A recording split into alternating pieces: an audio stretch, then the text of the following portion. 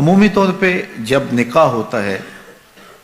تو خاتون نے گھر چھوڑ کے شوہر کے گھر میں آنا ہوتا ہے۔ ایک تہذیب اس گھر کی تھی، ایک اس نئے گھر کی ہے، اس میں تھوڑا سا تفاوت ضرور ہوگا، خاندانوں کے فرق سے تھوڑا سا فرق یہ ہوتا ہے۔ تو خاتون یا تو اس سانچے میں خود کو ڈھال لے یا پھر وہ خاندان خاتون کے مزاج کے مطابق ڈھل جائے، دونوں میں سے ایک ہوگا، تب موافقت پیدا ہوگی۔ جب خاتون کی یہ ضد ہوتی ہے کہ میں جو کلچر، جو تہذیب اور جو مزاج رکھتی ہوں یا جو رسوم و رواج میرے میکے خاندان کے تھے وہ فائق ہیں اور اس خاندان کو بھی وہی مجھ سے سیکھنے چاہیے اور اس کے مطابق چلنا چاہیے، تو پھر مشکل ہوتا ہے، اس لیے کہ اس ایک کے لیے 10 خاندان کے لوگ نہیں بدل سکتے۔ تو اگر یہ اپنے آپ کو ان 10 لوگوں کے مزاج کے مطابق ڈھال لے، ایسا مزاج نہیں جو شریعت سے متفاوت ہو، عمومی طور پہ ہمارے جو معاشرتی معاملات ہیں اس میں اگر وہ اپنے آپ کو ڈھال لے تو یہ اس کے لیے آسان ہوگا۔ یہ جس جگہ گئی ہے وہاں جا کے اس مزاج میں، وہ کہتے ہیں نا کہ جیسا دیس ویسا بھیس، تو وہ وہاں جا کے اس بھیس کو پہن لے تو یہ عجیب نہیں لگے گی، لیکن وہ اس پورے گاؤں کے اندر سے ایک خاندان اس بھیس کو اختیار کرے جو یہ لے کر کے آئی ہے تو وہ اپنے خاندان کے اندر بھی عجیب لگیں گے، اور جو ہے وہ بالخصوص کہیں گے کہ بس یہ تو اس خاتون نے ان کو اپنے نرغے میں لے لیا۔ تو جو شریعت بیضاء کا مزاج ہے اس میں اچھی چیزیں اس خاندان میں آہستہ آہستہ منتقل کر دی جائیں، یہ تو ایک خیر کی بات ہے، لیکن عمومی رویے جو رواج کی حد تک ہیں اور شریعت سے متصادم نہیں ہیں وہ خاتون کو ہی بدلنا ہوگا۔ اور جب خاتون اس بات کی ضد کرتی ہے کہ میرے مزاج کے سانچے میں یہ ڈلیں تو پھر تناؤ پیدا ہو جاتا ہے اور الجھاؤ پیدا ہوتا ہے، اور یہ الجھاؤ بالآخر طلاق تک جا پہنچتا ہے۔ تو اس چیز کا خاتون کو بالخصوص خیال رکھنا چاہیے۔ خاوند کو اندھیرے میں رکھنے کی وجہ سے بھی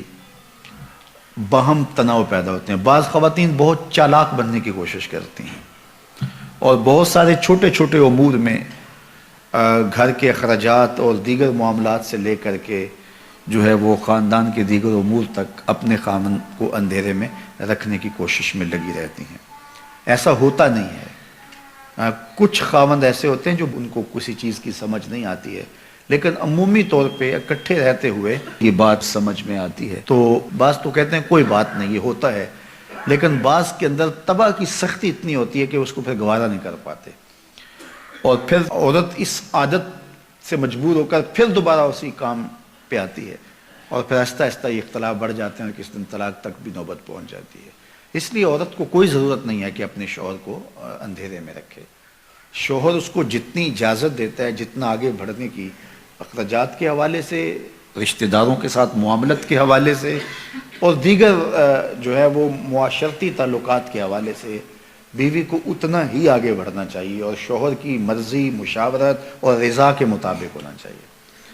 تو اس سے انشاءاللہ ایک خوبصورت ازدواجی زندگی جنم لیتی ہے۔ لیکن اگر خاتون کہے کہ بس نہیں ہے، میں خود اپنی مرضی کی مالکہ ہوں اور شوہر کو میں پتہ بھی نہیں چلنے دوں گی اندھیرے میں، تو ایک دن جب اس کی خبر اس کو ہوتی ہے تو پھر ایک دم اس کا غصہ عود کر آتا ہے، جس کے نتیجے کے اندر تلخی پیدا ہوتی ہے۔ تو خاتون کو یہ کبھی نہیں کرنا چاہیے،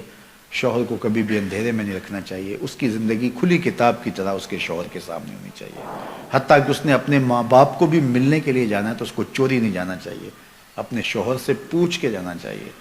اور اگر وہ اجازت نہیں دیتا تو اس کے لیے بھی شریعت نے ضابطہ دیا ہے کہ ایک مدت اس کی مقرر کی ہے، اور اس میں بھی سسرال کے حالات کی مطابقت میں کہا ہے کہ جو ہے وہ جا سکتی ہے، لیکن وہ شام تک گھر پلٹ آئے گی۔ اگر وہ اس صورت میں ہے کہ شوہر بہت ظالم ہے، وہ جانے نہیں دیتا، تو ظاہر ہے کہ قطع تعلقی تو نہیں ہوگی، تو وہ ایک مخصوص مدت کے بعد جو ہے وہ جا سکتی ہے، لیکن شام کو پلٹ آئے گی۔ لیکن عمومی طور پہ ایسے ظالم شوہر تو کم ہی ہوتے ہیں، عمومی طور پہ تو جانے دیتے ہیں، تو ان کی اجازت کے بغیر۔ اب اگر کسی وجہ سے وہ کبھی روک دیں، بعض حالات ایسے ہوتے ہیں معروضی حالات، تو پھر بیوی کو رک جانا ہی اس کے لیے عافیت ہوتی ہے۔ آج کل تو دیگر ذرائع سے حال احوال جو ہے وہ میکے کے معلوم ہوتے رہتے ہیں، تو اس لیے یہ کہنا کہ بس تم مجھے روک نہیں سکتے ہو تو میں جاؤں گی، تو یہ چڑ اور ضد پیدا ہوتی ہے اس سے، اور جس سے جو ہے وہ دوری پیدا ہوتی ہے۔ تو یہ چیز بہت غلط ہوتی ہے اور اس سے جو ہے وہ طلاق تک نوبت